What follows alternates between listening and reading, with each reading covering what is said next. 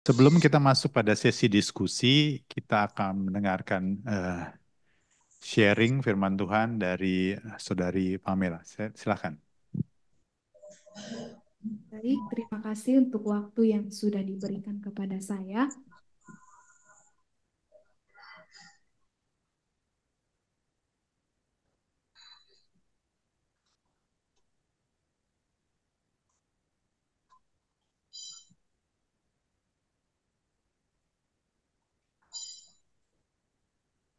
Baik,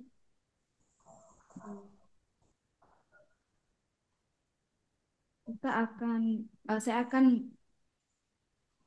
sharing tentang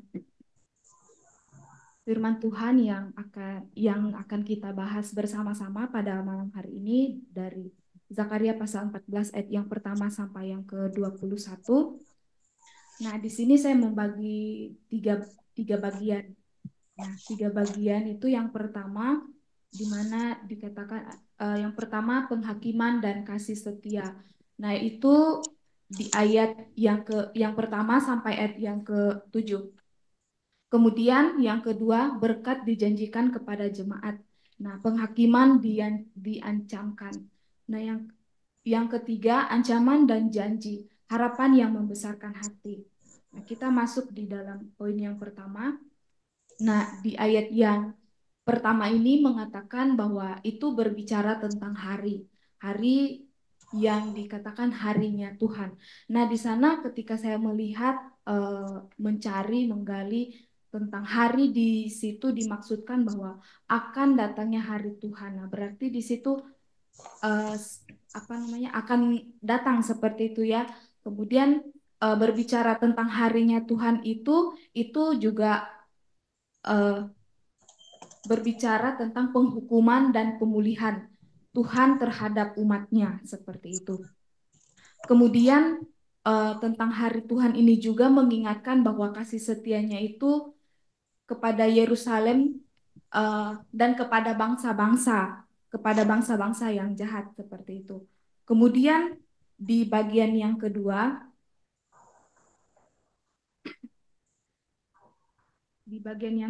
itu bangsa-bangsa gitu ya. Di ayat yang kedua bangsa-bangsa yang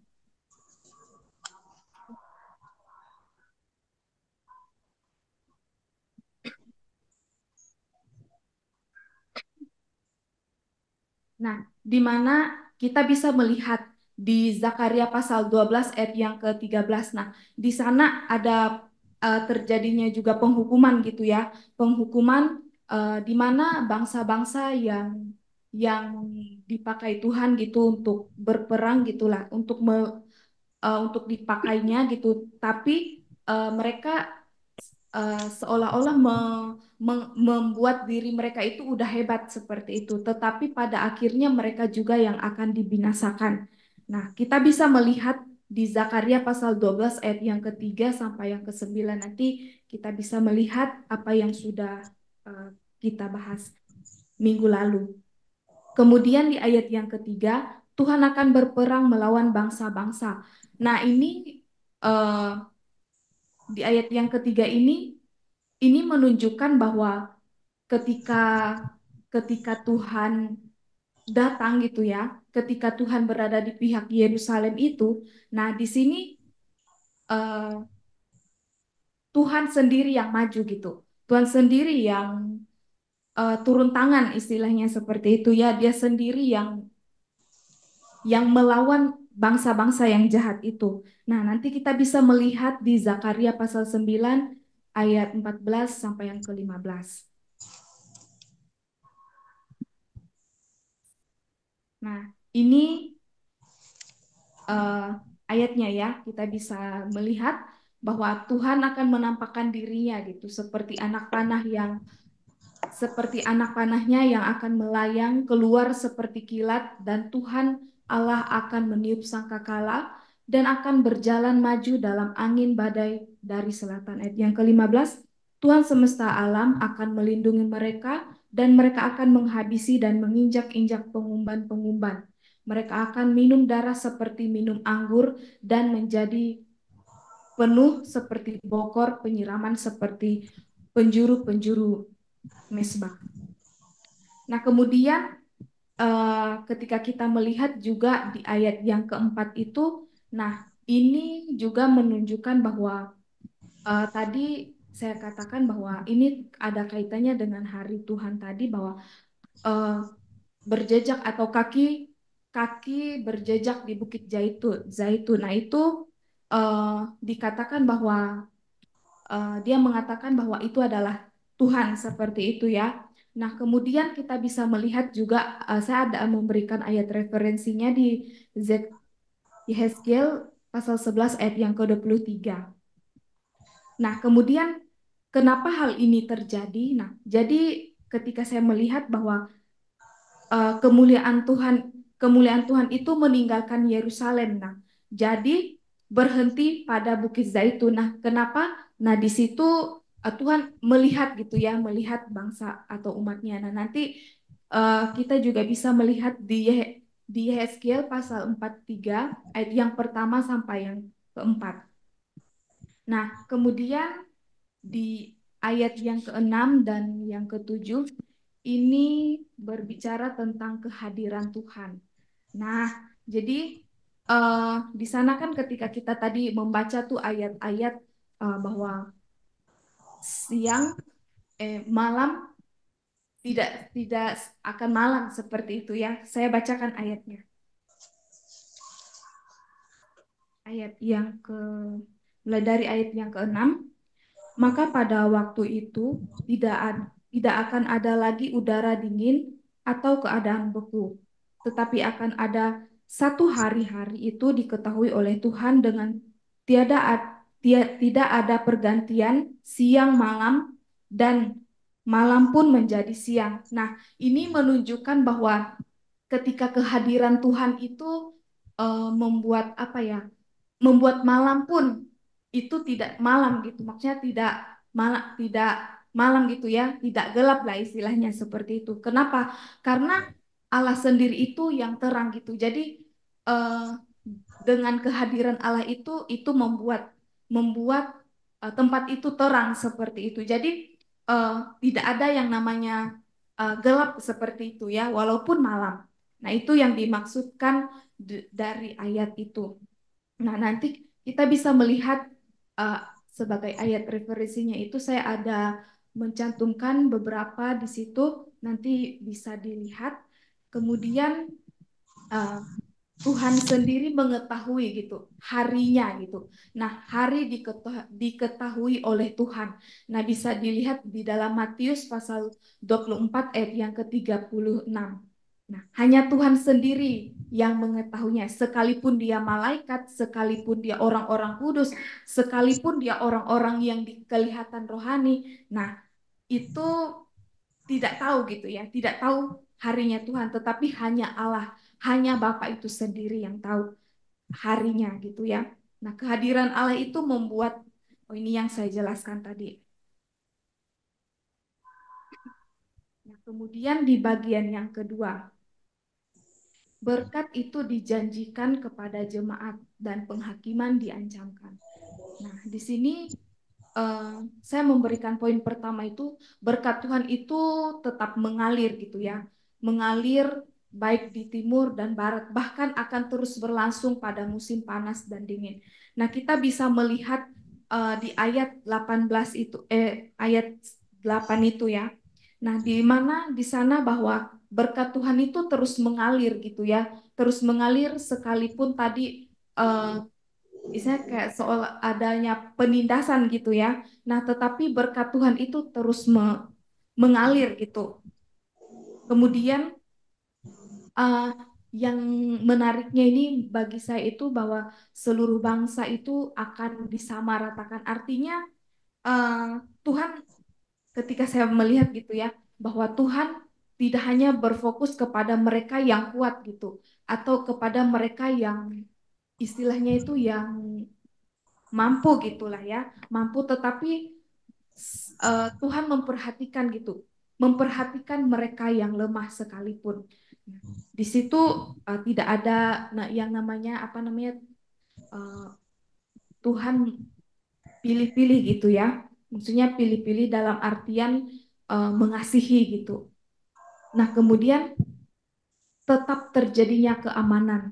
Nah, tetap terjadinya keamanan itu ya terus-menerus adalah gitu ya untuk mereka. Nah, kemudian eh, Tuhan sendirilah yang akan berperang terhadap terhadap apa namanya terhadap bangsa-bangsa yang jahat gitu. Dan dia sendiri yang akan turut campur tangan seperti itu. Nah, dia tidak akan membiarkan.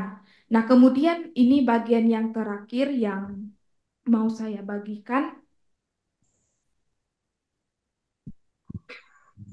ancaman dan janji harapan yang membesarkan hati. Nah, saya akan eh, dari hari ini kan berbicara tadi tentang khususnya hari Hari Raya Pondok Daun gitu ya. Nah, ini merupakan hari khusus untuk meluhurkan Tuhan sebagai Raja. Nah, ini bisa dilihat di Keluaran pasal 23 ayat yang ke-14. Nah, ini eh, ketika saya membaca di bagian ayat 16 sampai 21 ini suatu apa ya? Suatu perintah lah gitu ya, suatu perintah yang dilakukan uh, yang diberikan gitu, yang harus dilakukan oleh orang-orang Yahudi kayak gitu ya. Nah, ini kenapa hal ini dilakukan? Ini sebagai suatu ungkapan syukur mereka gitu ya, bahwa penyertaan Tuhan yang terus terjadi dalam setiap kehidupan mereka. Nah, kemudian ini uh,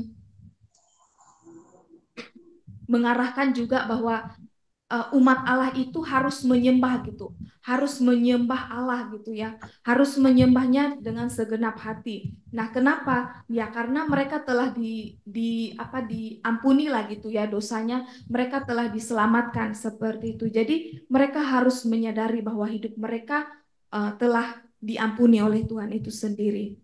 Nah, kemudian di ayat yang ke-16 uh, ini tujuannya itu juga bagaimana sebagai umat Allah gitu ya, sebagai umat Allah itu nah harus menyembah Raja atau Mesias itu sendiri, yaitu Tuhan Yesus gitu ya. Nah, jadi ini kalau menurut saya secara pribadi eh, apa namanya suatu peringatan gitulah ya, suatu peringatan yang terus-menerus dilakukan gitu ya, yang terus-menerus mereka lakukan. Nah, eh, kembali lagi kepada diri kita gitu. Nah, jadi ketika kita melihat dan menyadari bahwa mereka mereka ini diberi ada waktunya gitulah ya, ada waktunya untuk menyembah rajanya gitu ya, menyembah Mesias itu sendiri. Tetapi ketika kita melihat khususnya di zaman sekarang ini bahwa tidak ada namanya batasan lagi gitu, tidak ada namanya batasan lagi untuk kita menyembah atau untuk kita memuliakan Allah kita sendiri gitu ya. Baik di rumah, di tempat pekerjaan kita dan dimanapun kita berada. Nah, dengan sikap hidup kita, kita seharusnya harus memuliakan Allah. Seperti itu. Kemudian di ayat yang ke 17 dan 18 itu, nah bangsa yang tidak datang ke Yerusalem akan mendapat hukuman.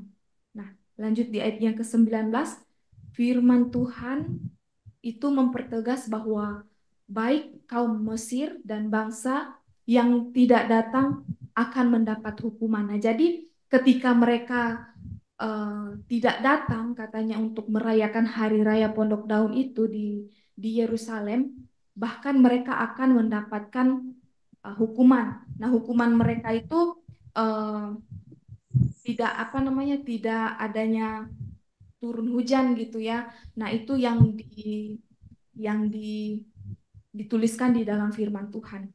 Nah, kemudian di ayat yang ke-20 sampai 21 kudus bagi Tuhan. Nah, ini bagi saya sebuah frasa yang penting gitu ya, yang penting kita perhatikan bahwa kita sebagai umat Tuhan itu harus kudus gitu. Harus kudus dan sebagai anak-anak Allah kita harus hidup kudus dengan tindakan hidup kita. Ya tentunya melalui tindakan hidup kita ini bagaimana sikap kita eh, eh, dengan sosial gitu ya, dengan kita berinteraksi dengan sesama kita, bahkan dengan rekan sekerja kita, bahkan eh, dengan siapapun gitulah ya. Nah, jadi ini suatu peringatan juga lah menurut saya, peringatan yang diingatkan kepada kita bahwa kita harus memuliakan Tuhan. Memuliakan Tuhan dengan dengan apa yang sudah yang sudah Tuhan berikan kepada kita gitu ya, dengan segala talenta, eh, dengan segala apa yang kita miliki. Nah, itulah yang seharusnya kita lakukan dan tujuannya untuk memuliakan Tuhan. Nah, kemudian saya memberikan aplikasi di sini bahwa tadi ini juga sebenarnya berbicara gitu ya, berbicara tentang pengorbanan Kristus gitu ya. Nah, ini suatu pondasi bagi bangsa-bangsa untuk datang kepada Allah gitu ya. Untuk datang kepada Allah, kemudian kesetiaan Tuhan, kesetiaan dalam hidup kita itu memang harus gitu ya. Kesetiaan itu tidak boleh pudar gitu dalam kehidupan kita, apalagi ketika kita dalam mengikut Allah gitu, dalam mengikut Allah, bahwa kita sebagai umat Tuhan ya kita harus tetap setia dan kemudian semuanya ini, semua yang terjadi, semua yang telah apa namanya yang terjadi di khususnya di pasal 14 ini tadi, bahwa itu adalah uh, sesuai dengan kendalinya Allah seperti itu. Jadi uh, ini saja yang saya sharingkan. Biarlah kita terus bisa menjadi berkat gitu ya. Kalau misalnya ada yang ingin menyampaikan, boleh boleh disampaikan. Terima kasih. Oke, terima kasih untuk Pamela untuk sharing firman Tuhan. Eh, Ketika saya baca tentang Zakaria 14, ini adalah pasal yang tidak mudah karena melihat apa istilahnya eskatologi Pak ya. Jadi ke depan, jauh ke depan gitu. Dan memang ada banyak tafsir mengenai pasal ini. Tetapi kita belajar tentang ada satu hal yang saya pelajari bahwa berbicara tentang Allah yang adalah kasih, tapi adalah Allah juga yang adalah adil itu. Baik, berikutnya kita akan masuk pada eh, sesi diskusi. Mungkin ada Bapak atau Ibu yang sudah mengikuti Zakaria dari satu sampai yang ke-13 dan malam ini masuk ke-14. Ada yang ingin disampaikan gitu. Apa yang sudah Bapak dan Ibu pelajari dan apa yang ditangkap dari pembacaan dari Zakaria 14. Saya persilahkan untuk ada yang ingin memberikan tanggapan ataupun opini ataupun persepsi begitu ya supaya kita bisa diskusikan. Nggak usah khawatir kalau ada yang salah gitu karena kita semua juga terbatas. Sehingga memang dari forum inilah, dari acara inilah kita akan belajar tentang firman Tuhan. Silakan, saya buka untuk diskusi. Atau ada yang ingin ditanyakan kepada Pamela juga boleh. Silakan Bapak dan Ibu. Ada?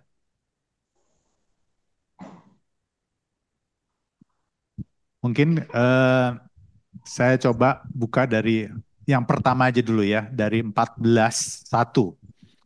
Sesungguhnya akan datang hari yang ditetapkan Tuhan, maka jarahan yang dirampas daripadamu akan dibagi-bagi di tengah-tengahmu. Aku akan mengumpulkan segala bangsa yang memerangi Yerusalem. Kota itu akan direbut, rumah-rumah akan dirampoki, dan perempuan-perempuan akan ditiduri. Setengah dari penduduk kota itu harus pergi ke dalam pembuangan. Tetapi selebihnya dari bangsa itu tidak akan dilenyapkan dari kota itu.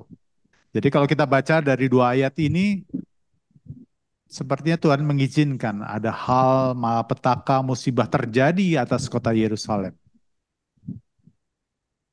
Sehingga Tuhan mengizinkan ada bangsa-bangsa yang masuk ke kota itu meluluh lantakkannya, bahkan melakukan hal-hal yang sangat tidak menyenangkan, bahkan membuat menderita.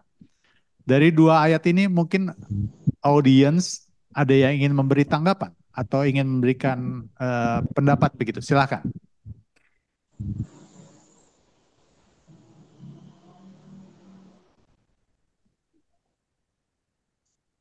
Ada di Zoom?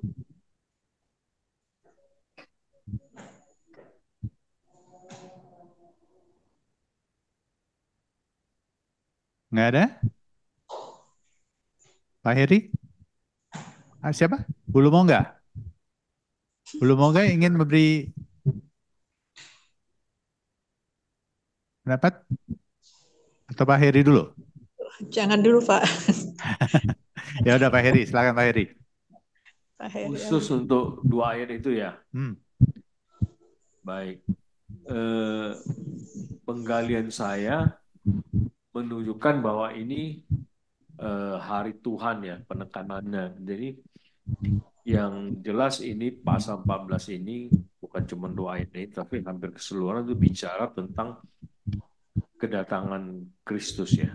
Yang kemarin kita komentari second coming ya, seperti itu. Kenapa? Karena memang kembali lagi Zakaria ini kan pada zaman Zerubabel sebagai bupati ya, sebagai pemerintahan yang setelah kembali dari pembuangan. Artinya ini bicara bukan lagi soal pembuang ke Babel, tetapi ini bicara tentang akan kedatangan Kristus yang kedua kalinya. Bahkan yang pertama juga sudah kemarin juga disinggung seperti itu.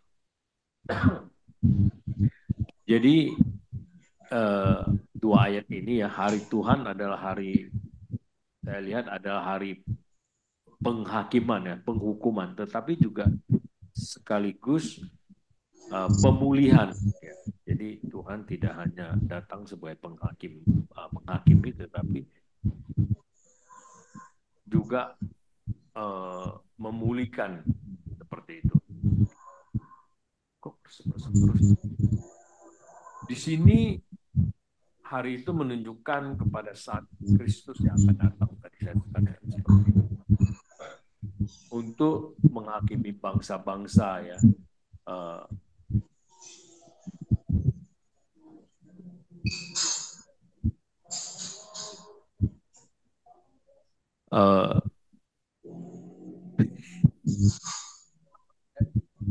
Oh dari Zoom ya? Oh tolong di mute dulu coba yang di Zoom. Ayo Pamela, tugasmu yang harus di mute. Ya saya lanjutkan. Saya mah kalau kresek-kresek tuh sangat mengganggu konsentrasi. Tadi sampai di mana ya? Ya Tuhan jadi akan menghakimi juga akan memulihkan ya seperti itu. Bangsa-bangsa tadi sharingnya Pamela juga ya. Bangsa-bangsa itu akan Tuhan perangi sendiri seperti itu. Tuhan akan datang. Dan nanti kita lihat bahwa akan ada bumi baru, ya, Yerusalem baru, Kristus datang memerintah bersama dengan orang-orang kudus, ya, orang-orang yang dipulihkan Tuhan. Untuk dua ayat ini saya kira ke sana arahnya yang saya bisa dapatkan, ya. Sementara itu dulu Pak Andri, ya, sebelum masuk yang lain. Baik, ada lagi yang ingin menanggapi atau memberikan pendapat? Silahkan. Boleh bukan hanya dua ayat yang pertama, tetapi ayat berikutnya silahkan saja dihubungkan. Kalau kita flashback kemarin itu kan sebenarnya ada jabatan Imam Yosua yang ditahirkan, yang pakaiannya diganti karena lusuh, kotor. Tapi di situ juga ada Zerubabel yang diberi kuasa. Kalau kita boleh lihat bahwa itu menggambarkan tentang imam dan juga raja, menggambarkan eh,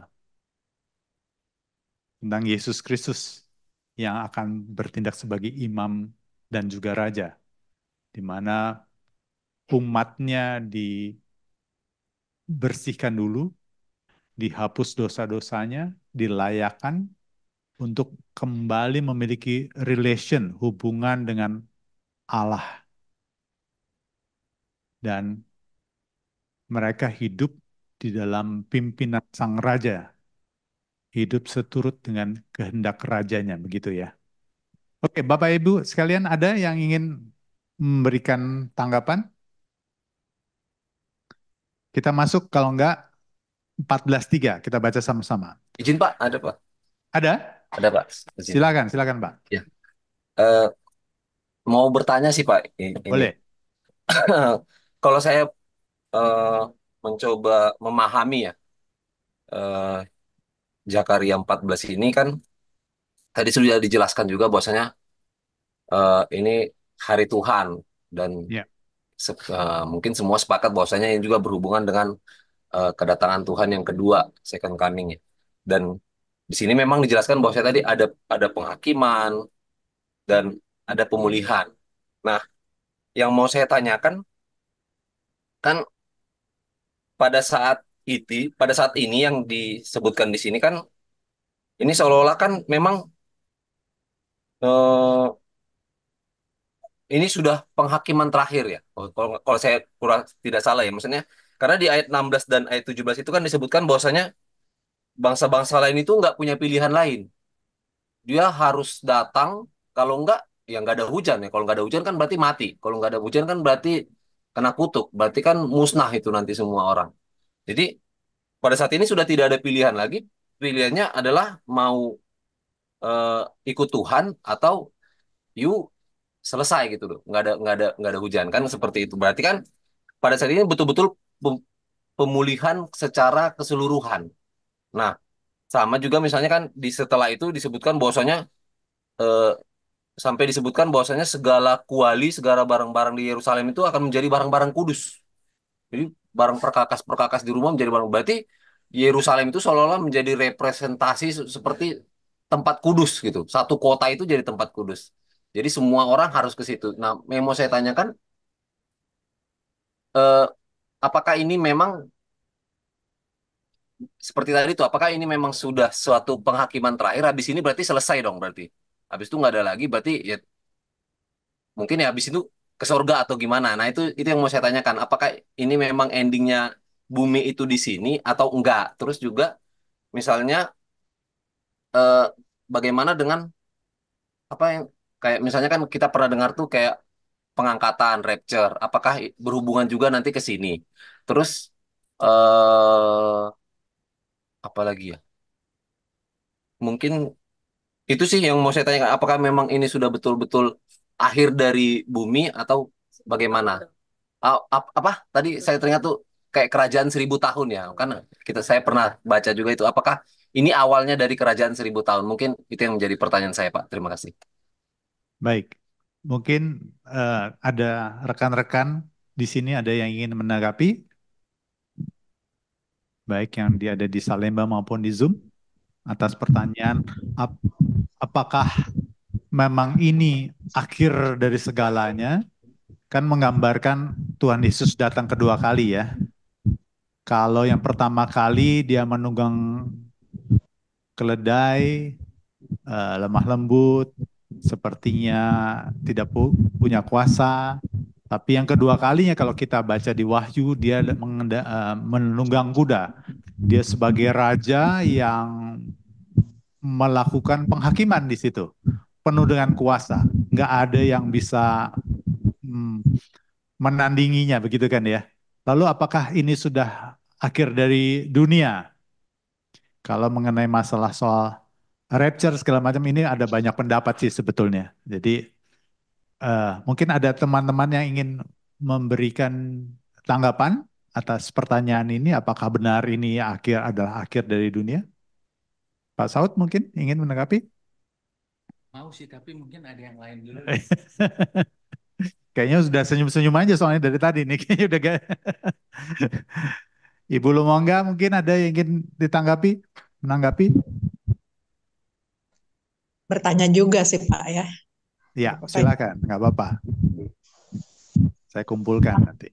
Kalau pasal 14 ini memang membicarakan hari Tuhan, Ya, yang menurut pemahaman kita hari Tuhan adalah hari penghakiman yang terakhir ya. Jadi seluruh peristiwa yang ada di sini sebetulnya adalah kejadian pada hari Tuhan. Cuma kalau kita lihat penjelasan-penjelasan di sini, bagian-bagian yang dimulai dengan perkataan pada waktu itu ada 5 kali. Di pasal 4, pada waktu itu kakinya akan bertumpu di Bukit Zaitun. Ini menggambarkan perubahan fisik ya, perubahan fisik dari bumi. Kemudian pada ayat 6, pada waktu itu tidak ada terang, hawa dingin dan sebagainya. Ini perubahan iklim. Kemudian ayat 9, pada waktu itu seluruh negeri akan berubah seperti dataran dari Geba sampai Rimon. Ini juga masih perubahan fisik, tapi juga menggambarkan bahwa Tuhan adalah Raja dari seluruh bumi, di mana kota ini akan menjulang tinggi. Jadi tetap berada Yerusalem yang merupakan simbol dari kehadiran Allah tetap menjulang tinggi. Dia tidak berubah sama sekali.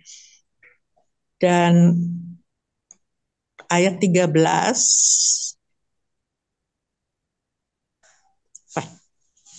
masih pada waktu itu akan terjadi kegemparan, terjadi perkelahian, penghukuman terhadap bangsa-bangsa, berkelahi sesama mereka. Demikian juga hewan-hewan yang mereka gunakan berperang, semuanya itu menunjukkan penghakiman ya. Caranya Tuhan menghakimi bangsa-bangsa. Yang menjadi pertanyaan saya, barangkali ada hubungannya tadi dengan pertanyaan Ucok juga mengenai kerajaan 1000 tahun. Kalau ini memang hari akhir, hari penghakiman terakhir, di mana kalau dilihat di ayat 20, pada waktu itu semuanya sudah kudus. Tidak ada lagi,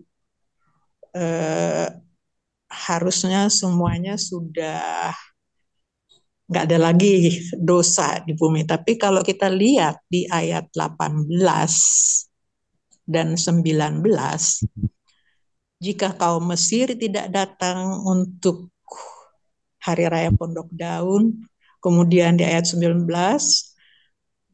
hukuman atas Mesir, atas segala bangsa-bangsa yang tidak datang untuk merayakan hari raya Pondok Daun. Jadi ini tentunya sudah di dalam kerajaan 1000 tahun ya. Di situ masih ada dosa jadinya. Apakah memang seperti itu?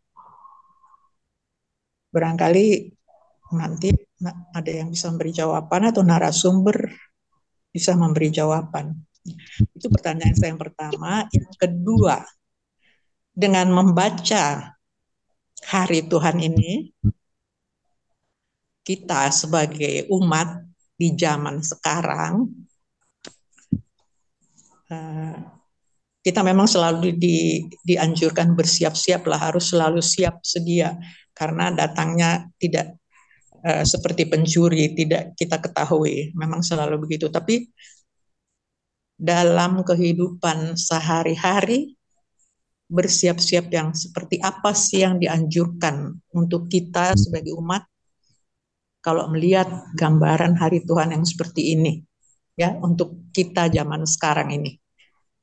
Itu aja pertanyaan saya, Pak. Baik, menarik. Ibu Lumongga cermat melihatnya gitu. Jadi Karena ada istilah penghakiman terakhir. Jadi ini penghakiman terakhir tuh kapan sih sebetulnya ya? Apakah ketika Tuhan Yesus datang kedua kali? Tapi kalau kita baca tadi benar bahwa ini masih ada yang nggak taat nih kayaknya. Kalau nggak taat berarti nggak dapat berkat. Mengalami itulah berarti kan masih ada dosa ya begitu ya Bu ya.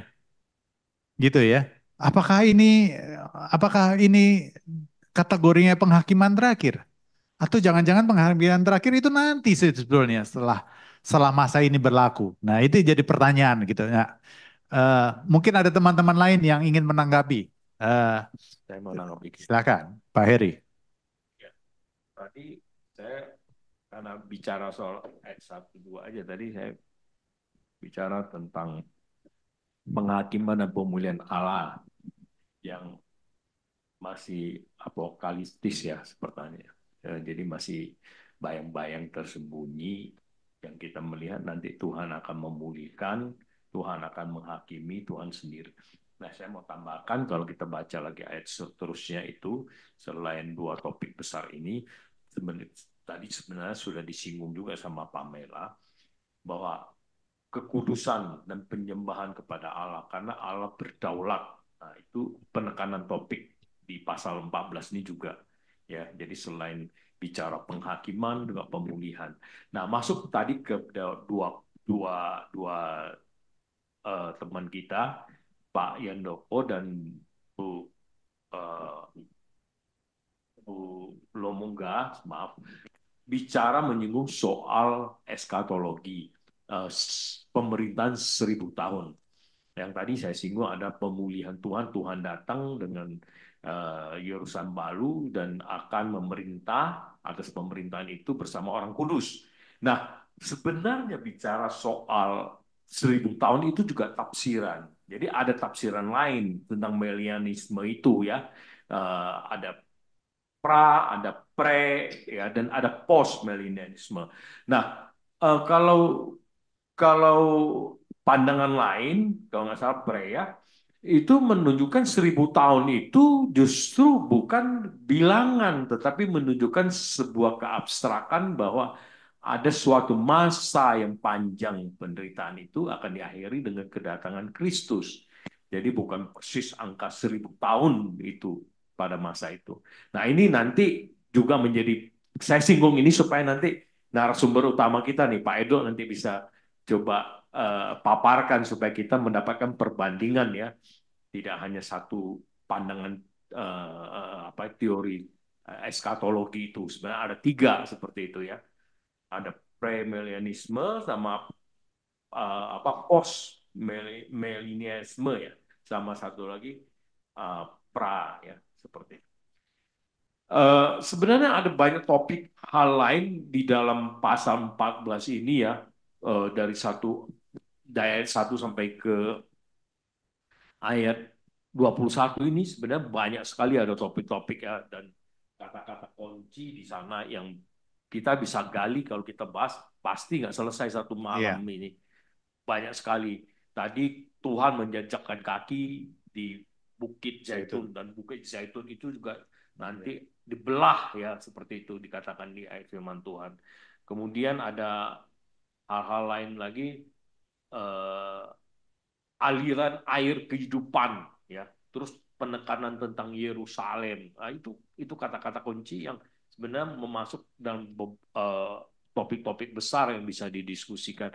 Nah, kenapa perayaan hari raya Pondok Daun yang disinggung di sini? Apa di dalam perjanjian baru justru tidak di ini ya, lebih penekanan kepada Paskah. Apa pemahaman makna di situ sebenarnya ya? Seperti itu, dan masih banyak ada ya seperti itu yang bisa kita diskusikan. Saya kira itu dulu Pak Andri. Terima kasih. Baik, terima kasih Pak Heri.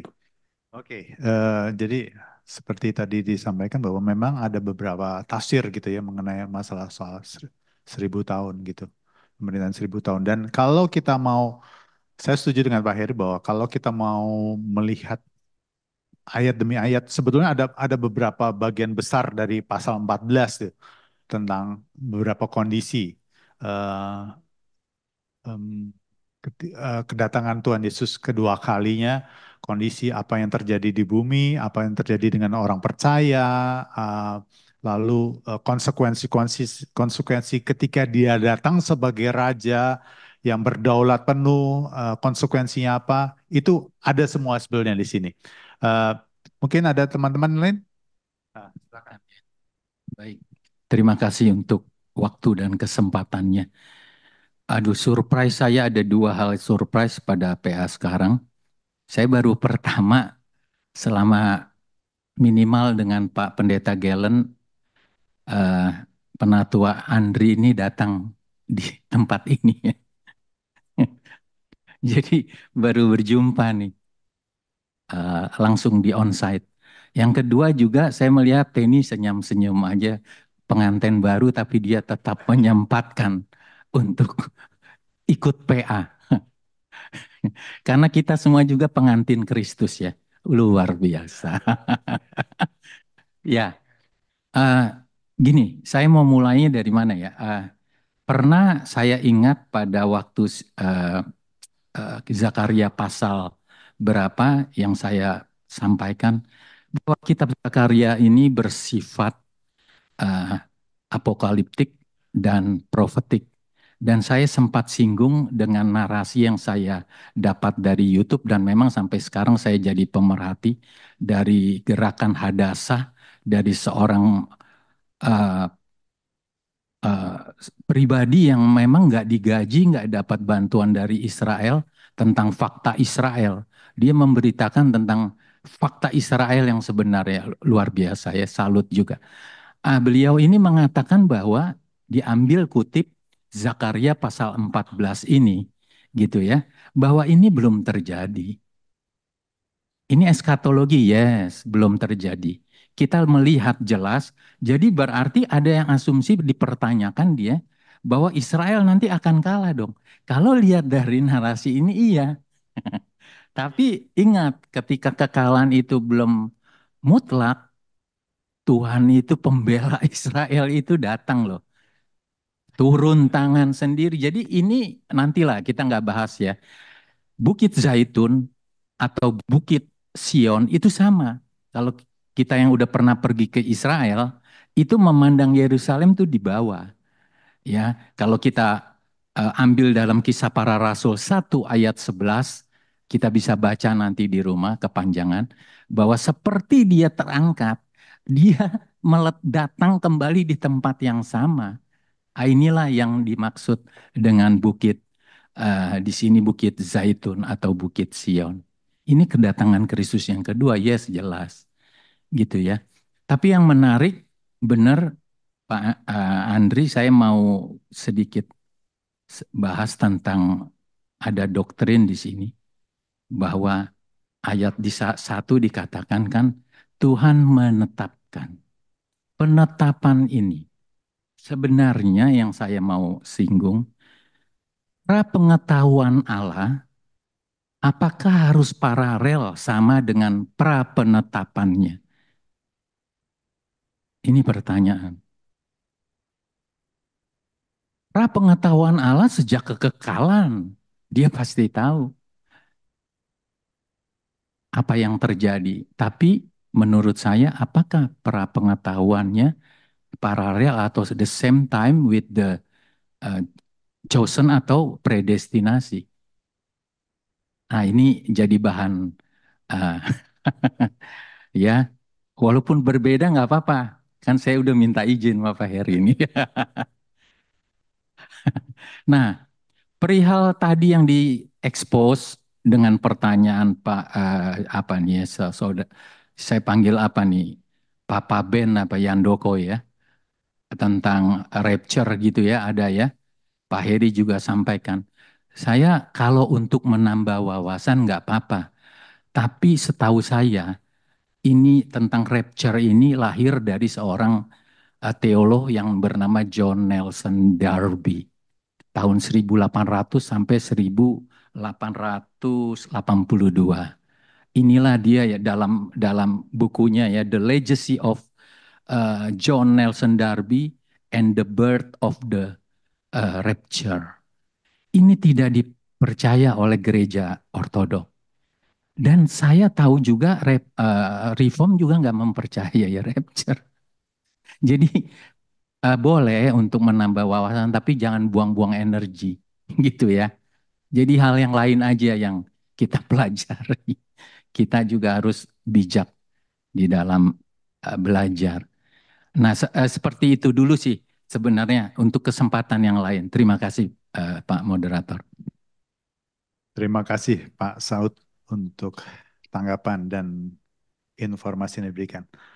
Eh, Rekan-rekan yang lain ada yang ingin menambahkan? Boleh, boleh silahkan aja loh. Dipilih semua ayat atau sebagian ayat dari 1 sampai 21 ya.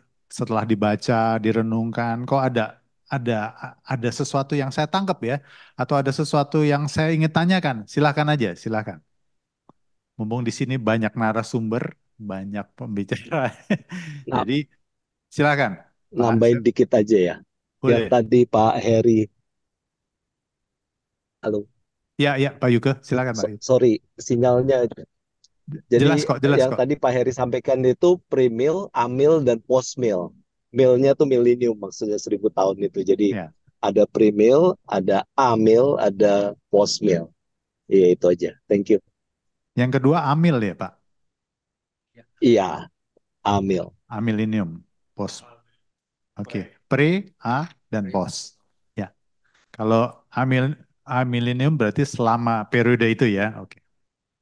Yang lainnya Ya, silakan. Ada lagi?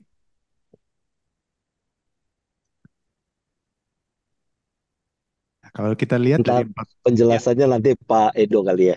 iya, baik. Jadi kalau kita teruskan ya, kemudian Tuhan akan ayat ketiga, kemudian Tuhan akan maju berperang melawan bangsa-bangsa itu seperti ia berperang pada hari pertempuran. Di 1 dan 2 dia mengizinkan bangsa pilihannya Yerusalem itu diserang. Lalu di ayat yang ketiga gantian Tuhan yang membela umatnya. Ini unik gitu ya. Jadi ada dan kalau kita lihat dari sejarah perjalanan bangsa Israel begitu gitu. Ketika bangsa Israel tidak hidup dalam kepatuhan dan ketaatan mengikuti kehendak Allah, maka perlindungan Tuhan seolah-olah dicabut. Ketika mereka kembali taat kepada hukum Allah, maka Allah kembali untuk membela mereka. Jadi apakah kita bisa bilang bahwa Allah itu baik atau jahat? Allah selalu baik. Bahkan penghukuman Allah pun itu baik. Kenapa Allah baik? Karena Allah adalah Allah yang adil. Setiap perintahnya pasti, hukumnya pasti akan dilakukan. Seorang hakim yang baik pasti akan melakukan apa yang menjadi undang-undangnya sudah dikeluarkan. Itu hakim yang baik.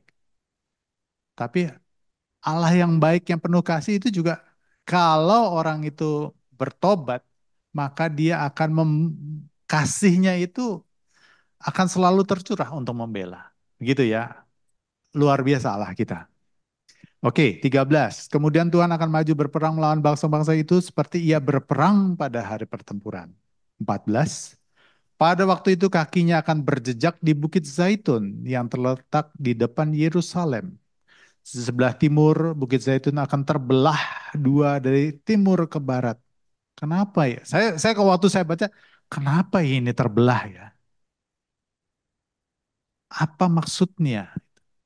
Tujuannya apa? Kan pasti sesuatu nggak terjadi kebetulan tanpa suatu punya maksud. Gitu. Sehingga terjadi suatu lembah yang sangat besar. Setengah dari bukit itu akan bergeser ke utara dan setengah lagi akan ke selatan. Saya coba membayangkan gitu pada waktu ketika Tuhan datang, ini bangsa Israel atau Yehuda ini kondisinya lagi kayak apa sih? Apakah mereka mendapatkan serangan? Apakah mereka dapat kepungan? Sehingga jagoannya harus datang, begitu ya Pak Heri ya? Gitu, istilahnya begitu ya. Bosnya turun tangan langsung, karena memang udah dikepung dari mana-mana, nggak bisa kemana-mana gitu. Sehingga harus punya ada pertolongan yang luar biasa, yang melampaui segala akal. Itu waktu saya baca, itu pertanyaan-pertanyaan itu muncul gitu. Maka tertutuplah lembah-lembah, maka tertutuplah lembah gunung-gunungku. 5. Sebab lembah gunung itu akan menyentuh sisinya. Lembah gunung menyentuh sisinya. Dan kamu akan melarikan diri. Oh, jangan-jangan ini tempat sarana untuk bisa melarikan diri dalam kepungan.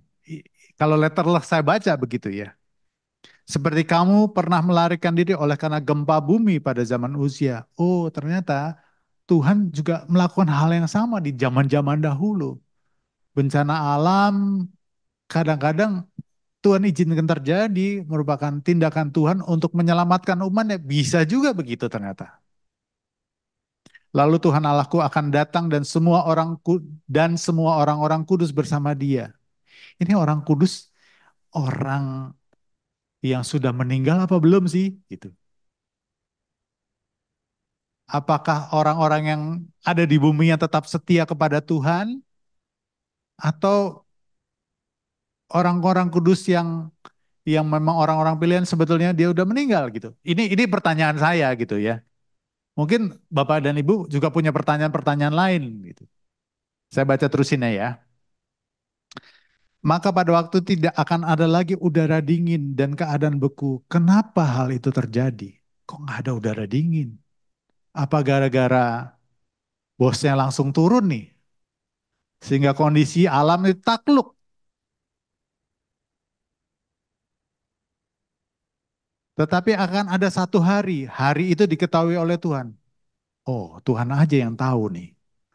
Orang nggak ada yang tahu. Ini rahasia. Dengan tidak ada pergantian siang dan malam pun menjadi siang. Saya pernah baca ketika kemuliaan Tuhan dinyatakan, itu menjadi seperti terang sekali. Jangan-jangan terangnya ini adalah kemuliaan Tuhan karena dia hadir turun ke dunia. Mungkin begitu pertanyaan saya. Ada Bapak Ibu yang mungkin ingin disampaikan, silahkan.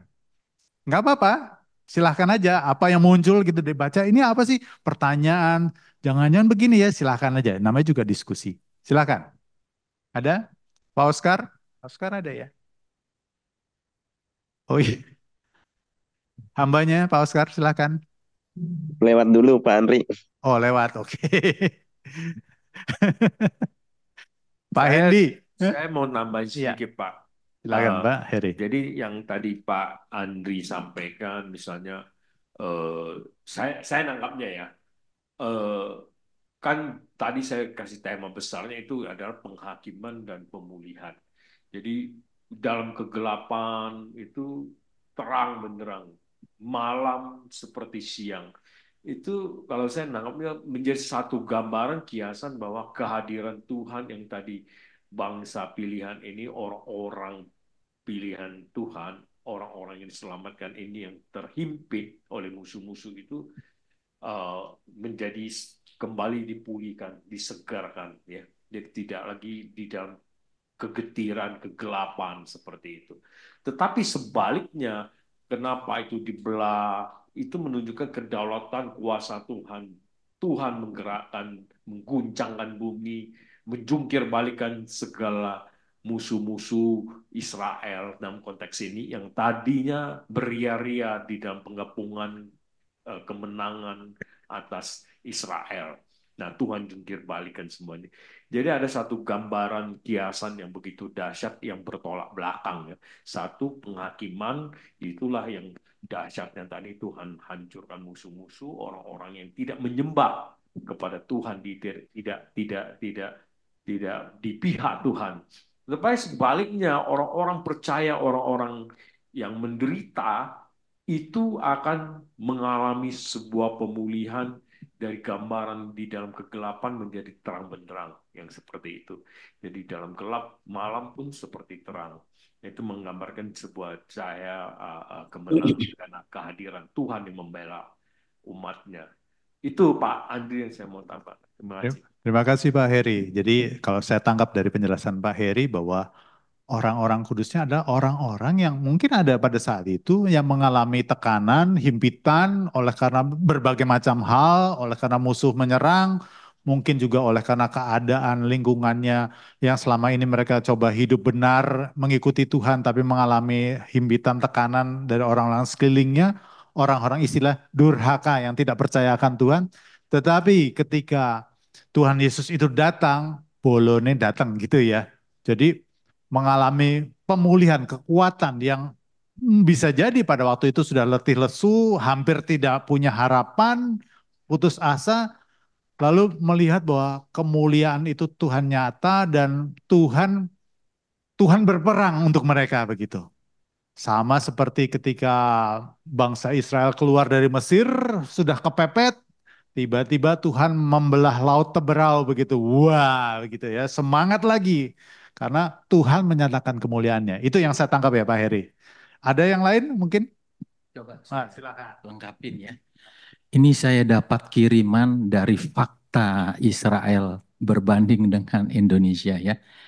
Yang ayat tadi mungkin saya kasih referensi di 2 Petrus 3 ayat 9 ya. Khususnya untuk memang bangsa Israel. 2 Petrus 3 ayat 9 yang menyatakan bahwa Tuhan tidak lalai menepati janjinya dia untuk datang. Namun walaupun sebagian orang menganggap suatu kelalaian. Kenapa Tuhan terkesan lambat? Memberi kesempatan supaya orang bertobat dan berbalik ke jalan kebenaran. Karena Tuhan Allah itu menginginkan seorang pun tidak binasa. Namun kehendak manusia itulah yang membawa kepada kebinasaan. Mari kita lihat dalam fakta data ya.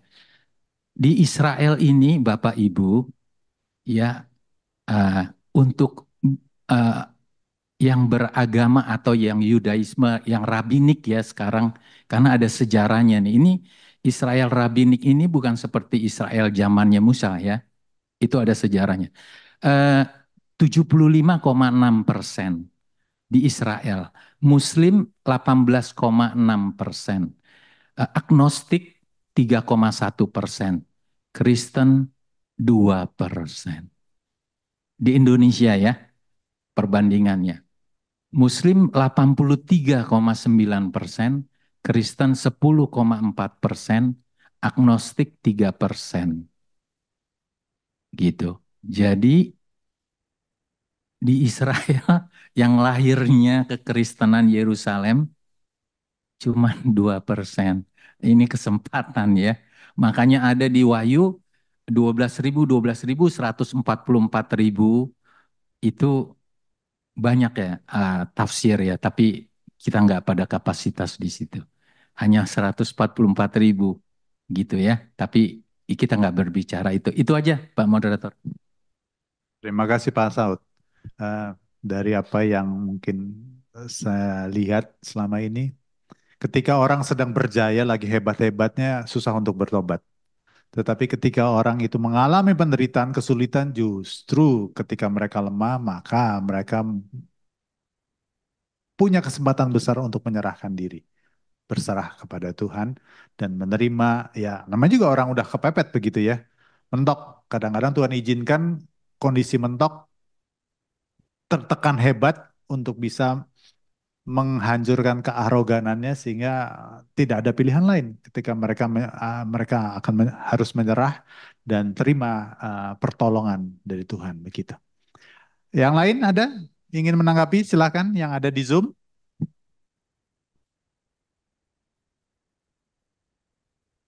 Belum ada? Oke, kita teruskan ya bacanya. Ayat ke-8, pada waktu itu akan mengalir air kehidupan dari Yerusalem.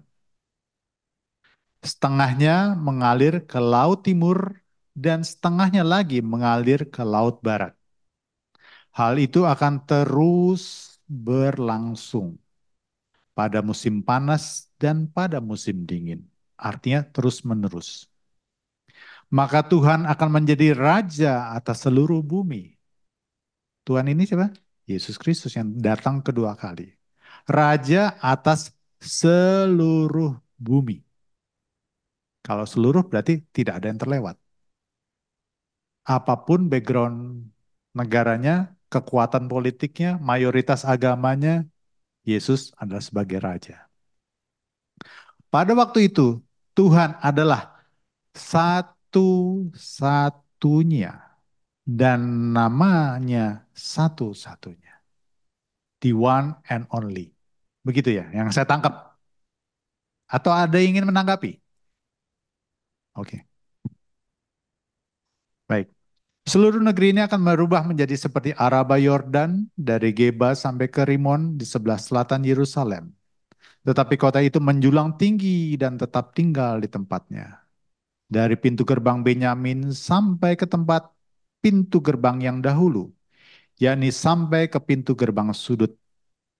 Dan dari menara Hananel sampai ke tempat pemerasan anggur raja. Orang akan menetap di dalamnya, sebab penumpasan tidak ada lagi dan Yerusalem akan tetap aman. Ada kedamaian di situ. Inilah tulah yang akan ditimpakan Tuhan kepada segala bangsa yang memerangi Yerusalem. Daging mereka akan menjadi busuk, sementara mereka masih berdiri, tetap hidup maksudnya. Mata mereka akan menjadi busuk dalam lekuknya, dan lidah mereka akan menjadi busuk dalam mulut mereka. Ayat ke-13, maka pada waktu itu akan terjadi kegemparan besar daripada Tuhan di antara mereka, sehingga masing-masing memegang tangan temannya dan mengangkat tangannya melawan tangan temannya. Ini yang memusuhi berantem sendiri jadinya. Yang artinya tidak, yang melawan Tuhan, Raja mulia yang bertahta di Yerusalem itu, kalau ada yang tidak sejalan maka berantem sendiri begitu. Juga Yehuda akan berperang melawan Yerusalem itu. Dan dikumpulkanlah harta benda segala bangsa di sekeliling, yaitu emas, perak, dan pakaian dalam jumlah yang sangat besar. Tulah seperti itu juga akan menimpa kuda, bagal, unta, keledai, segala hewan yang ada dalam perkemahan-perkemahan itu. Maka semua orang yang tinggal dari segala bangsa yang telah menyerang Yerusalem akan datang tahun demi tahun untuk sujud menyembah kepada raja. Jadi bangsa-bangsa yang melawan itu, yang tadinya tidak takluk, harus menjumpai kenyataan bahwa mereka menderita karena melawan, sehingga akhirnya mereka tunduk untuk datang ke Yerusalem menyembah raja itu. Tuhan semesta alam, dan untuk merayakan hari raya Pondok Daun. Saya jadi ingat waktu ketika Tuhan Yesus masuk ke kota Yerusalem, yang Hosana, Hosana itu ya. Jadi seperti itu perayaannya. Tetapi bila mereka dari kaum-kaum di bumi tidak datang ke Yerusalem untuk sujud menyembah kepada Raja, Tuhan semesta alam, maka kepada mereka tidak akan turun hujan. Kalau tidak turun hujan, artinya padang atau tanaman mereka akan menjadi kekeringan. Mereka akan menderita, tidak punya makanan. Kebayang zamannya Elia ketika 3,5 tahun tidak turun hujan, menderitanya seperti apa. Dan jika kaum Mesir tidak datang dan tidak masuk menghadap, maka kepada mereka akan turun tulah yang ditimpakan Tuhan kepada bangsa-bangsa yang tidak datang untuk merayakan hari raya Pondok Daun. Itulah hukum dosa Mesir dan hukum dosa segala bangsa yang tidak datang untuk merayakan hari raya Pondok Daun. Silahkan aja, tidak taat, tidak mau tunduk. Konsekuensinya, iya seperti itu. Pada waktu itu akan tertulis pada kerencingan-kerencingan kuda, kudus bagi Tuhan. Dan kuali-kuali di rumah Tuhan akan seperti bokor-bokor penyiraman di depan mezbah. Maka segala kuali di Yerusalem dan di Yehuda akan menjadi kudus bagi Tuhan semesta alam. Semua orang yang mempersembahkan korban akan datang mengambilnya dan masak di dalamnya. Dan tidak akan ada lagi pedagang di rumah Tuhan semesta alam pada waktu itu. Baik, ada yang ingin menanggapi dari ayat-ayat ini sebelum kita masuk kepada narasumber? Ada Pak satu Pak Silakan, Pak. yang kalimat terakhir Pak. Tadi udah saya sempat ini sih, sempat udah saya cari juga sih. Di Ya, kalimat terakhir itu kan tidak akan ada lagi pedagang di rumah Tuhan semesta alam pada waktu itu kan. Kalau kita ya, baca itu kan agak aneh Pak. Maksudnya apa hubungannya pedagang sama kekudusan kan? Pedagang itu kan profesi. Orang ya, berdagang kenapa nggak boleh ada di rumah Tuhan? ya. Nah, itu tadi jadi saya pertanyaan, tapi saya coba tadi sempat saya coba ini ganti bahasanya di handphone. Oh, ternyata sewaktu saya ubah jadi bahasa Inggris ternyata itu artinya Kanaan, orang Kanaan, Kanaanite. Bahkan saya coba ganti bahasa Batak tadi, saya pikir kalau bahasa Batak itu kan terjemahan dari bahasa Indonesia misalnya. Ternyata enggak, di bahasa Batak dibilang halak Kanaan, orang Kanaan juga, tapi makanya jadi pertanyaan kenapa dia diterjemahkan jadi pedagang. Seolah-olah kan kok kenapa Kok jauh banget ya? ya profesi pedagang itu justru jadi nggak kudus gitu. Tapi kalau mungkin Kanaan, mungkin kita lebih clear ya. Kalau Kanaan kan berarti kan orang Kanaan tuh kita tahu orang-orang yang tidak kudus memang, orang-orang yang najis, orang-orang yang berdosa. Mungkin kalau justru kalau dibilang orang Kanaan mungkin lebih clear pengertiannya. Mungkin itu aja Pak tambahan Pak. Terima kasih. Terima kasih, Pak Yandoko. Kalau saya punya punya punya pemikiran lain gitu, karena saya mengacu pada waktu ketika di zamannya Tuhan Yesus, orang harus ke bait Allah untuk memberikan persembahan harus beli beli dari pedagang-pedagang. Sementara sekarang penguasanya, sang rajanya itu imam dan raja sudah hadir. Jadi nggak perlu lagi tuh beli-beli lagi dari pedagang-pedagang. Ketika sang raja itu sudah datang, Tuhan sudah datang, maka mereka bisa berhubungan langsung dengan Tuhan. Jadi nggak perlu beli barang-barang lagi yang seperti itu. Kalau saya ya, jadi eh, ini pemikiran aja gitu, nggak apa-apa kan? Boleh diskusi. Awalnya tadi saya mikir gitu juga Pak. Cuman kok waktu saya lihat, saya pikir kan katanya kata kata kerja, misalnya Oh, berdagang gitu kan. Kalau berdagang di bait Allah yang udah jelas salah. Tapi kalau dibilang pedagang, pedagang kan profesi Pak. Orang pedagang kan ya biasa lah gitu. Tapi kenapa jadi salah? Itu sih tadi saya. baik. Sebenarnya Terima kasih Pak Joko. awalnya sama seperti itu Pak. Ya, Pikir berdagang. karena Tuhan sudah menguduskan semua persembahannya. Kalau ini saya tangkap begitu. Jadi nggak perlu pakai media perantara lagi begitu. Mungkin Mungkin saya menyampaikan kalau kita tentang pedagang ini buka di Yehezkiel. Siapa yang berdagang dalam ilustrasi Raja Tirus itu? Iblis. Ya, itu aja sih pendapat ya. Boleh. Silakan. bisa. Ada mencari keuntungan-keuntungan sendiri di situ ya. Ya, iya, ya. Karena hubungan kita dengan Tuhan kan sebenarnya oleh karena kasih, bukan karena transaksi sebetulnya kan begitu. Ada yang lain ingin menanggapi? Pak Heri? Waktunya sudah lewat sebenarnya. Oke, Nanti Pak nggak Edo apa-apa lah. menggunakan waktu. Ya udah sedikit aja. Kalau tadi dalam konteks Pak Yandoko tadi bilang Kanaan, karena Kanaan kan bangsa kafir. Jadi Hmm. bejat mereka itu memang. Mereka itu orang-orang yang bejat. Mereka orang jahat. Kalau kita lihat referensi di Sabda itu ada dijelaskan ayat ini. Jadi jangan seperti itu, seperti orang Kanaan yang kafir, yang bejat itu. Saya kira itu Pak Andri, Ya, udah over kita. Oke, terima kasih Pak Heri. Baik, karena waktunya sudah lewat, maka berikutnya saya serahkan kepada Pak Edo untuk eh, memberikan paparannya. Silakan, Pak.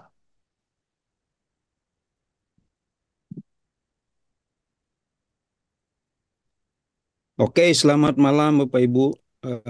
Saya izin share ya materi saya.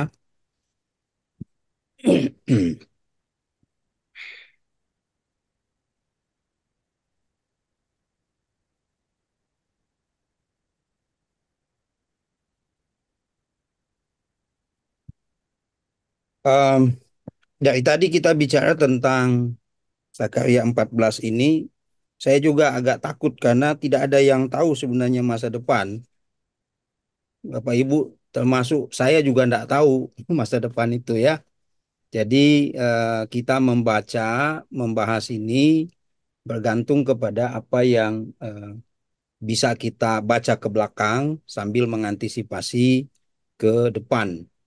Jadi pertanyaan-pertanyaan misalnya soal eksak, soal sesuatu yang terjadi eh, precise ya di masa depan itu menurut saya kita perlu membaca keseluruhan kitab suci sambil menunggu kedatangan Kristus kembali. Bapak Ibu, saya senang karena bagian ini kalau kita membaca eh,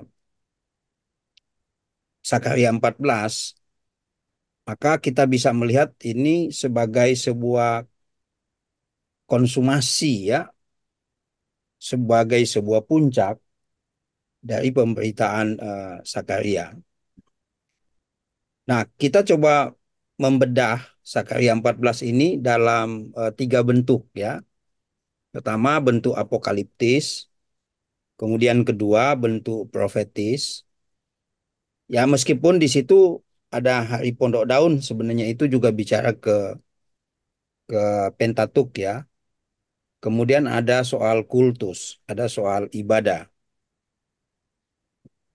Kalau kita membaca Sakaria 14, Bapak Ibu, kita akan menemukan berbagai macam motif. Saya menggunakan istilah itu karena uh, istilah itu lebih adaptif untuk ditawarkan sebagai sebuah bahan untuk kita memikirkan kaitannya dengan perjanjian baru. Motif dan juga pokok teologi yang tidak berdiri sendiri. Nah, pada prinsipnya kalau kita membaca bagian ini, kita bisa saling uh, mengaitkan dengan bacaan-bacaan lain atau dengan bagian-bagian lain sebagai sebuah penggenapan nubuat.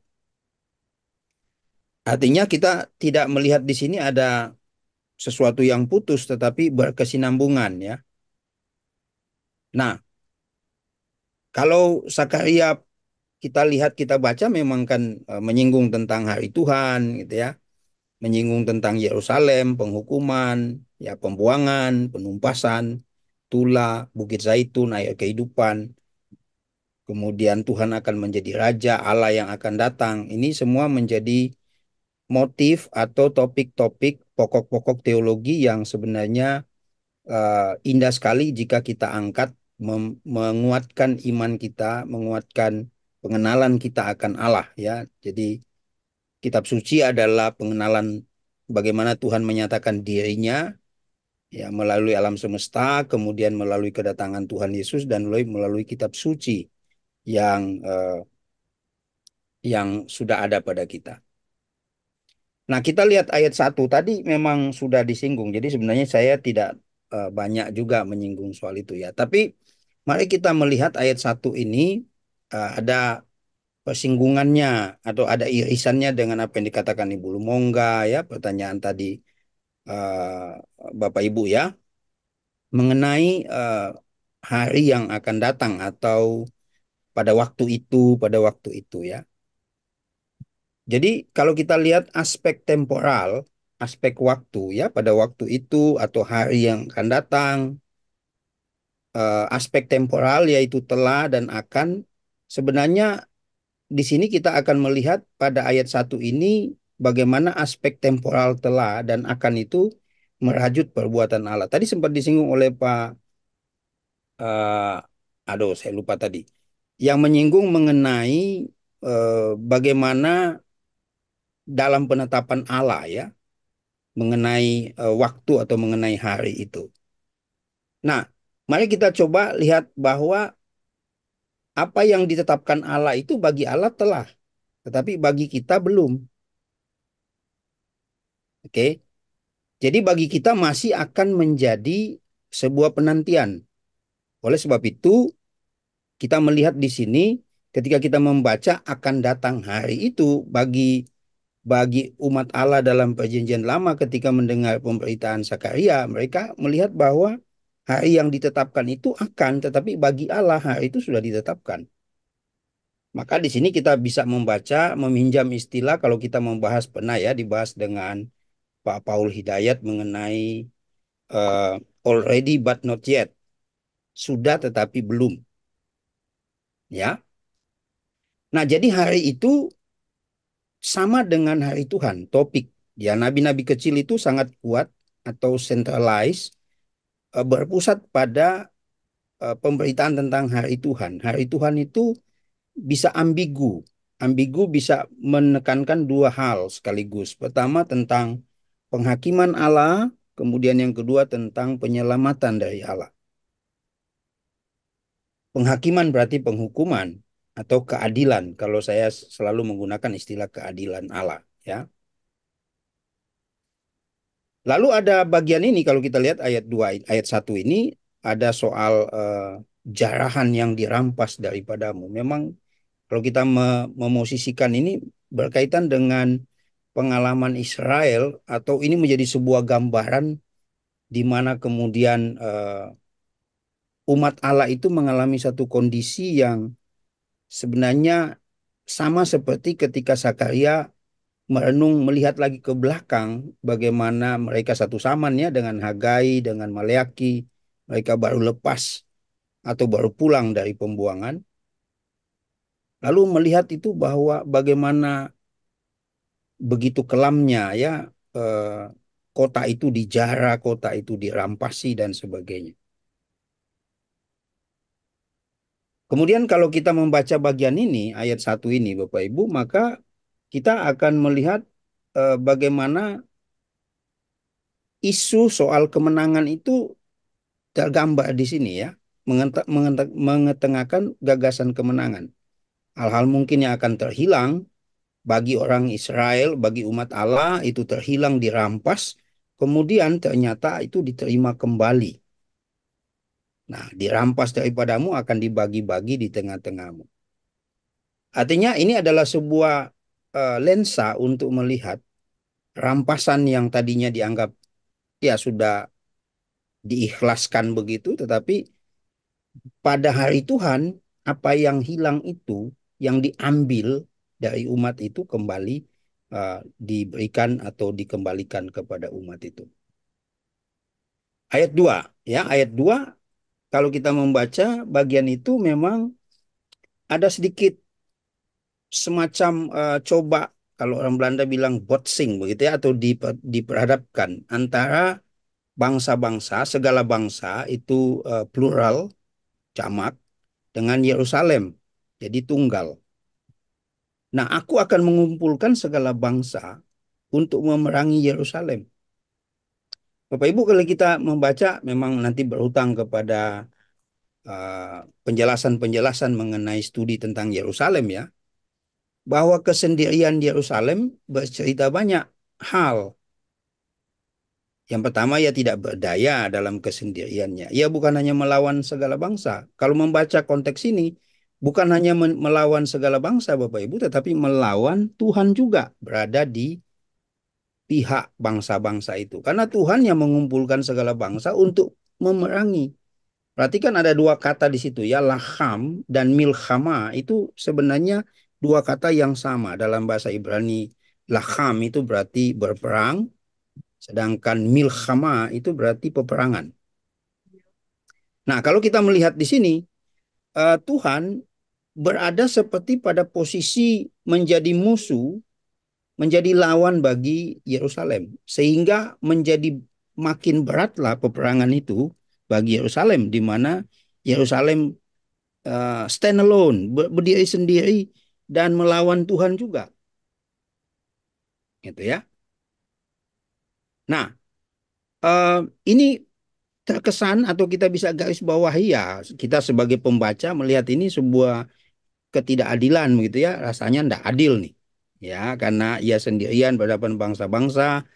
Dan persepsi tidak adil ini sebenarnya yang kita lontarkan harus dilihat dari motif. Mengapa Tuhan mengizinkan invasi ke Yerusalem dan penaklukannya. Ya, kita melihat ya, kenapa penaklukan itu terjadi, karena Israel kehidupan rohaninya makin menukik dan tidak mampu mengangkat naik sehingga dibuang karena dosa dan pelanggaran mereka. Ayat 3. Kemudian Tuhan akan maju berperang melawan bangsa-bangsa itu. Ini kita highlight ya, kita baca atau kita garis bawahi. Sebenarnya eh, ayat ini tidak menggiring opini kita bahwa Tuhan itu tidak konsisten. Karena baru sebentar saja Tuhan berada di pihak sebelah segala bangsa, lalu sekarang berada di pihak kawan, berada di pihak Yerusalem.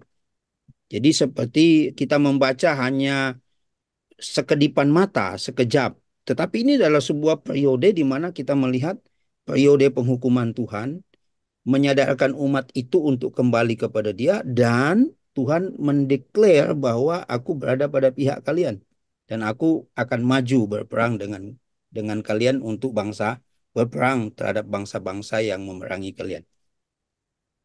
Jadi kalau kita membaca ayat 3 ini, sebenarnya itu berada pada satu fase, satu masa periode di mana Tuhan sudah menghukum, kemudian Tuhan akan berada pada pihak Israel untuk menyatakan kasih-Nya.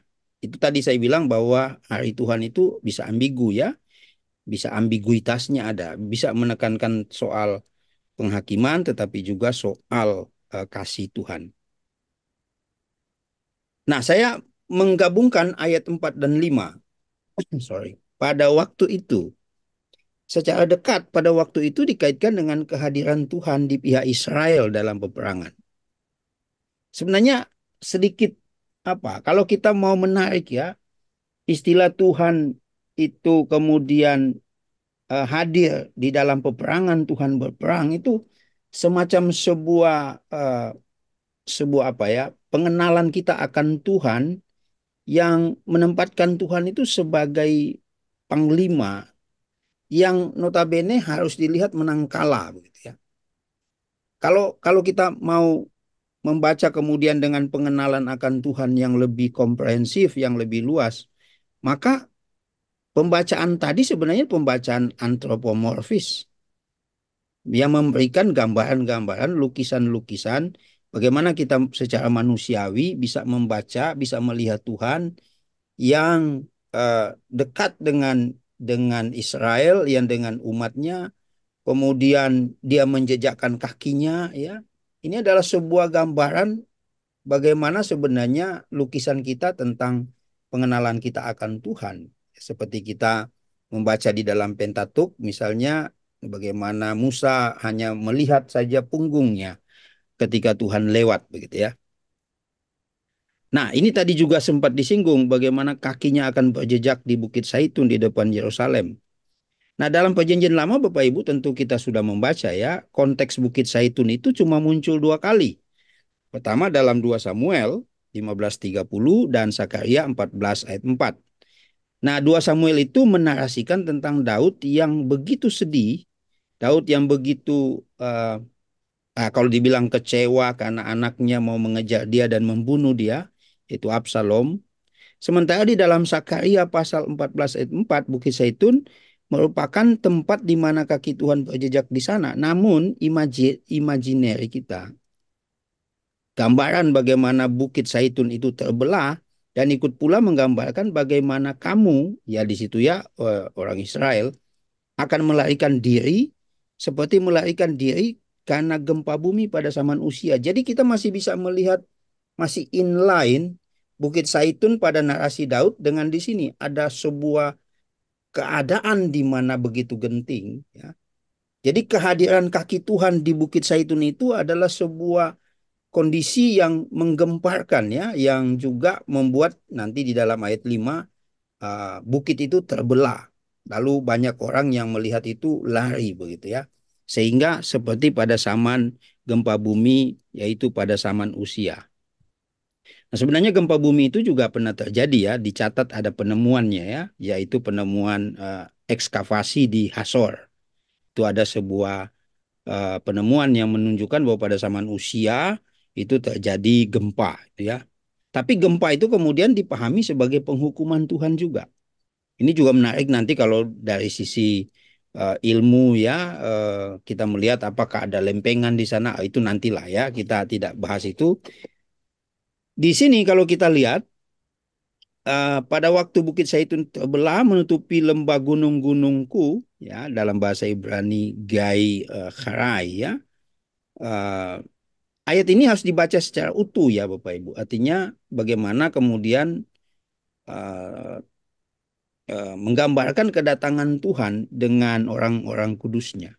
Nah, nanti apakah ini ada persinggungannya dengan pertanyaan kita dari tadi ya, mengenai kedatangan Tuhan, ada rapture kah, dan sebagainya. Sebenarnya di dalam tradisi reform, karena kita ini gereja reformasi, maka doktrin yang kita yang kita anut, yang kita kemudian pegang adalah tentang kerajaan 1000 tahun itu amil ya, bahwa sudah sedang berjalan sekarang. Kemudian ya tentang rapture tadi sudah disinggung tadi ya, bahwa ya sama dengan gereja Ortodoks Timur, Reform juga sebenarnya bukan tidak terlalu, tapi tidak meyakini adanya rapture itu ya, ada pengangkatan. Nah, ini soal doktrin ya, karena saya juga tidak mau membahas itu, nanti bisa tanya ke Pak Gembala itu ya, Pak Gelen. Saya PL ini bukan soal doktrin ini ya. Tapi itu gambarannya. Kalau premil itu kan kedatangan Tuhan sebelum kerajaan 1000 tahun.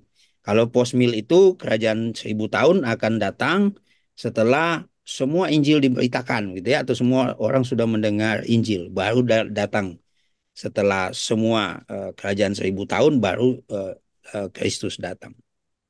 Nah, coba kita fokus dulu di sini. Seperti Daud lari dari kejaran Absalom dan orang-orang lari karena gempa bumi.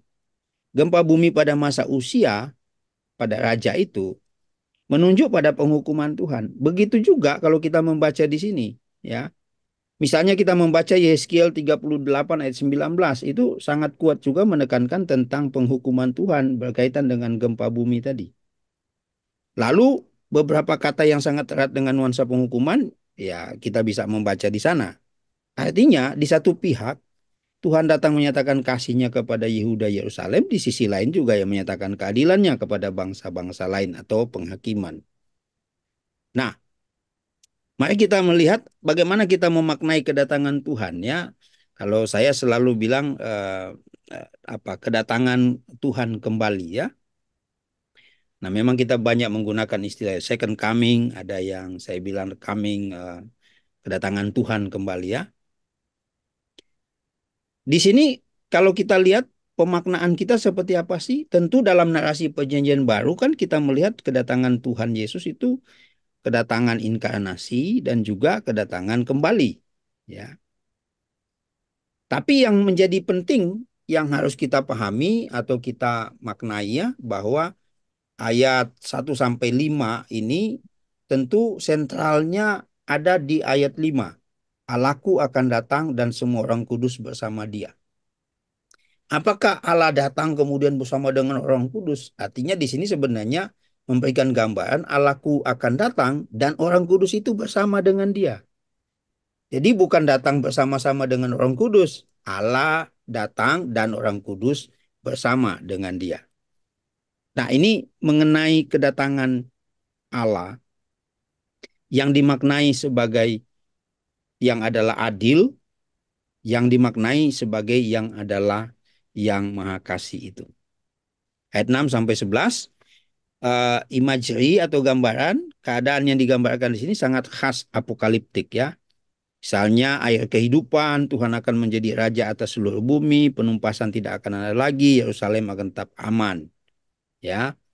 Artinya Bapak Ibu kalau kita lihat sentral beritanya lagi dalam ayat 6-11 ini adalah Tuhan akan menjadi raja atas seluruh bumi. Nah, tadi disempat disinggung juga ya oleh Bapak, oleh moderator kita, bahwa ada Tuhan adalah satu-satunya dan namanya satu-satunya, the only one. Sebenarnya kalau kita lihat ini di balik kemesiasan terdapat juga berita keesaan Allah. Nah, ini yang menarik ya. Bagaimana kita bisa memaknai bahwa Dia adalah Tuhan yang adalah Raja, tetapi kemudian di balik itu juga ada berita mengenai tentang bukan hanya kemesiasan saja, tetapi tentang keesaan, monoteisme. Dan ini menarik. Ya, menurut saya sangat bisalah membangkitkan iman kita untuk bertumbuh. Ya. Nah, ayat 12-19 sebentar lagi ya, masih ada satu slide. dibagi dua Bapak Ibu. Saya ingin membagi dua. Pertama, ayat 12 sampai 15, lalu ayat 16 sampai 19. Di sana ada motif yang nyaris sama ya, motif tula dan pondok daun. Juga muncul motif Mesir di dalam ayat 16 sampai 19, dan juga Mesir itu kan identik dengan pengalaman orang Israel ketika melihat tula. Apa sih yang dimaksud dengan tula? Ya, sederhana kita bisa katakan itu adalah penghukuman Tuhan. Lalu ada pondok daun. Nanti ada pertanyaan tadi mengenai tidak ada hujan lah atau sebagainya. Bagaimana menempatkan Sakaria 14 itu dalam bahasa ini sebenarnya. Ayat 12 sampai 15, euforia kemenangan segala bangsa atas Yerusalem bukan kemenangan yang sesungguhnya. Saya juga tidak bisa katakan itu semu, tidak, tapi temporary yang dianggap oleh mereka bahwa ini adalah suatu kemenangan. Tapi mereka yang menyerang justru mendapatkan penghukuman dari Tuhan. Lukisan penghakiman Tuhan itu sangat mengerikan. Kalau membaca bagian ini, daging menjadi busuk, mata mereka di tempatnya menjadi busuk, lidah mereka juga di mulutnya menjadi busuk. Ini ada sebuah kengerian. Ini kan menggambarkan tentang kengerian, betapa dahsyatnya akan penghukuman Tuhan itu. Sehingga kita melihat hal-hal yang tadi itu, kita sendiri bisa merinding kalau kita membaca bila itu terjadi. Belum lagi ada echo motif tula yang terjadi di tanah Mesir. Kita bisa membaca kitab Pentatuk misalnya, di mana penghukuman menggemparkan semua orang, lalu ada kuda, ada bagal, ada unta, ada keledai, dan sebagainya ya. Di situ juga ada hubungannya. Yang tinggal dari segala bangsa yang menyerang, secara umum akan datang menyembah Raja, Tuhan semesta alam. Mesir kemudian secara spesifik disebutkan di sini, kepada mereka akan diberikan tula juga. Mengenai menyembah Raja, Tuhan semesta alam, coba kita membaca kitab Daniel. Ini semacam sebuah hubungan saja untuk mendapatkan gambaran ya, pada waktu Daniel dan kawan-kawannya berada di Babel itu disuruh menyembah patung Nebukadnezar. Kemudian itu juga terjadi sebenarnya konsep atau gagasan di Timur Tengah kuno. Demikian juga dengan Kekaisaran Romawi sebenarnya, yang menempatkan patung kaisar itu kemudian disembah ya, kemudian di-counter oleh Rasul Paulus bahwa hanya Yesus adalah satu-satunya Tuhan. Kyrios. Nah, Pondok Daun adalah hari raya yang salah satu yang sangat dikenal di Israel. Nah, ini adalah perayaan umat Allah setelah mereka selesai mengumpulkan hasil bumi. Nah, di sini kita bisa melihat soal tadi ada hujan tadi ya, bahwa kalau mereka tidak datang menyembah Tuhan, tidak akan turun hujan.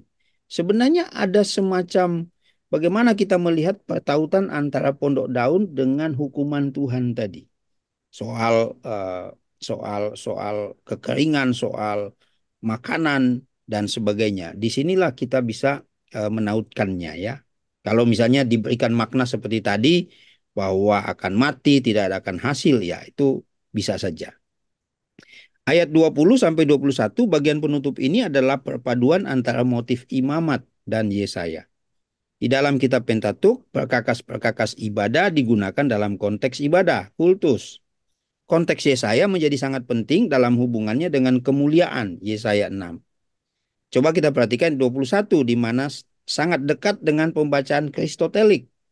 Tuhan Yesus membongkar bangkir pedagang di bait Allah. Tadi sempat disinggung ya, istilah kenaan itu sebenarnya bisa dua makna Bapak Ibu.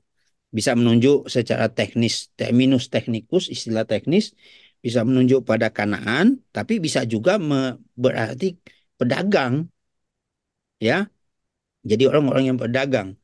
Jadi kalau kita membaca bagian ini, kita bisa melihat antisipasi ke depan, dan kemudian kita terbantu dengan pembacaan dalam Perjanjian Baru bagaimana Tuhan Yesus membongkar bangkir orang yang berjual di situ. Bukan berarti orang berjual itu nggak boleh atau apa ya, karena memang transaksional, orang sudah diperiksa, sudah kongsi dengan imam, bahwa persembahan diperiksa di imam, dibilang ini tidak layak, silakan beli di luar. Jadi itu memang sesuatu yang terjadi realitas sosial pada waktu itu ya, realitas sosial agama pada waktu itu, di mana para imam bekerja sama dengan para pedagang-pedagang.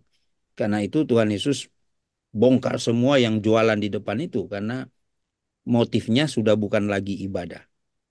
Nah, di dalam ayat 20 sampai 21 ini bagian penutup kita bicara bukan hanya kemesiasan atau Tuhan yang adalah raja yang datang ya, dia di atas segala raja, King of Kings, ya Lord of Lords, tapi dia juga sebenarnya datang di dalam peristiwa terakhir ini digambarkan bahwa semua orang akan beribadah kepada Tuhan. Mereka akan menyembah Tuhan. Dan menyembah Tuhan bukan saja sekadar mereka menyembah bahwa dia adalah pencipta, tapi dia juga adalah raja yang yang memerintah, yang empunya, kalau kita membaca Mazmur, yang empunya seluruh bumi, yang berkuasa. Nah, di sini konsisten kita membaca tema Mesias di dalam pasal 9 sampai dengan pasal 14. Dan ini juga mengantar kita masuk ke dalam pembacaan, nanti masuk ke dalam Injil Matius, kemudian seterusnya ya, sampai kepada perjanjian baru di mana Tuhan Yesus datang, dia adalah Mesias, dia yang diurapi. Ya, dalam konteks bagaimana orang Israel memahami itu sebagai Mesias yang dinanti, sebagai raja, ya benar dia adalah yang dinanti. Tapi dia juga bukan sekadar memulihkan kerajaan Daud, kerajaan Salomo, tapi juga dia adalah raja di atas segala raja. Mengenai apakah ini juga adalah peristiwa yang sudah terakhir, tentu kita bisa melihat bahwa penghakiman terakhir itu adalah puncak konsumasi penghakiman yang terakhir. Kapan itu bisa terjadi ya kita tidak bisa tahu, menunggu kedatangan Kristus kembali. Dan kalau kedatangan Kristus kembali, kita akan melihat penghakiman terakhir, penghakiman besar, di mana segala sesuatu akan selesai, ya. Tapi sekarang ya, kalau kita membaca bagian ini, kita melihat atau kita menaruh cara pandang kita jauh ke depan kepada Kristus, sambil kita melihat bagaimana orang akan mengakui Kristus adalah Tuhan, adalah Raja, orang akan datang kepadanya juga untuk menyembah, untuk beribadah kepada Dia. Saya kira ini kita tidak hanya membaca tentang Mesiasnya, tentang Rajanya, tapi juga bagaimana Dia adalah Tuhan yang layak disembah, kemudian ibadah kepada Dia, ya. Kultus tadi kalau kita lihat motif itu bicara tentang di bait Allah. Semua peralatan itu bicara tentang di bait Allah di mana semua orang akan datang beribadah kepada Dia. Saya kira itu dari saya Bapak Ibu ya. Terima kasih banyak, Tuhan memberkati.